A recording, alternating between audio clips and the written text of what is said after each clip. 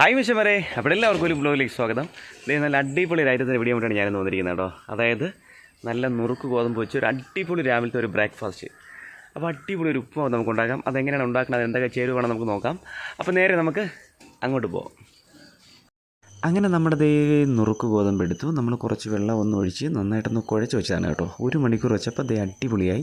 അതിനുശേഷം നമ്മൾ ഒരു അടുപ്പത്ത് നമ്മൾ തീയെ കത്തിച്ചു, ഒരു കുഞ്ഞുരുളി വെച്ചു. അതിനുശേഷം വെളിച്ചെണ്ണ ഒഴിച്ചു കൊടുത്തു.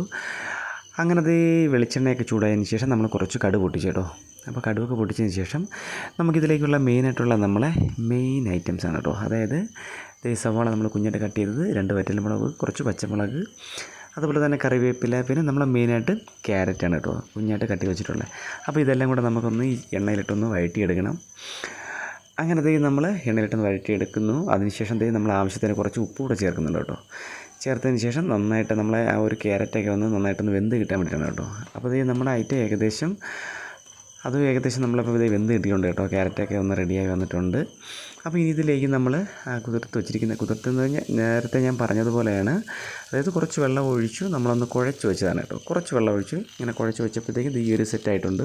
ഇപ്പോൾ നമ്മൾ എടുക്കുന്ന സമയത്തും നല്ല ഒരുമാതിരി കട്ട പോലെയൊക്കെയാണ് ഇരുന്നത് കേട്ടോ. അതുകൊണ്ടാണ് ഇങ്ങനെ കുറേശ്ശായിട്ട് കൈ കൊണ്ട് കട്ട ഉടച്ചുടച്ചാണ് ഇടുന്നത് കേട്ടോ.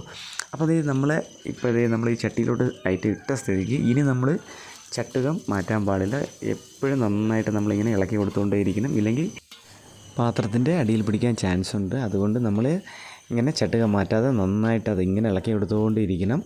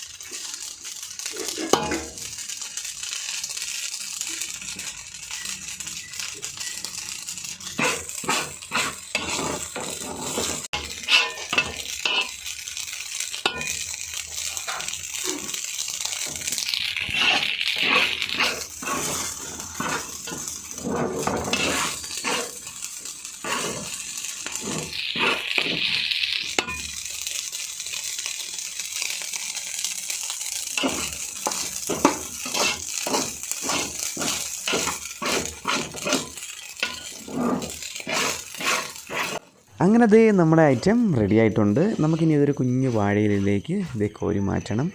അങ്ങനെ വെച്ചാൽ മതി. എൻ്റെ ഇന്നത്തെ ബ്രേക്ക്ഫാസ്റ്റാണ് കേട്ടോ ഇത്. അപ്പോൾ വീഡിയോ ഇഷ്ടപ്പെട്ട സപ്പോർട്ട് ചെയ്യുക. അടുത്തൊരു കിടക്കാച്ചി വീഡിയോ ഇട്ട് കാണാം. അതുവരെ ബൈ.